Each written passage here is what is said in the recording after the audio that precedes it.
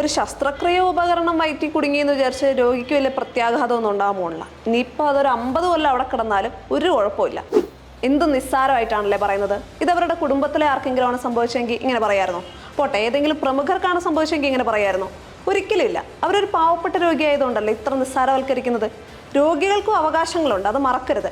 ആരോഗ്യരംഗത്ത് നമ്മുടെ സംസ്ഥാനം ഒന്നാമതാണ് എന്ന് വീമ്പിളക്കാൻ പറ്റുന്നത് ഇതര സംസ്ഥാനങ്ങളുടെ സ്ഥിതി അത്ര കണ്ട് പരിതാപകരമായതുകൊണ്ടാണ് എന്ന് തിരിച്ചറിയണം.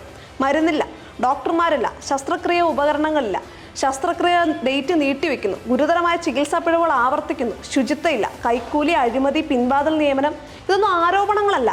താരതമ്യം ചെയ്ത് ഒന്നാമതാകാം, പക്ഷെ മികച്ചതാവണമെന്നില്ല.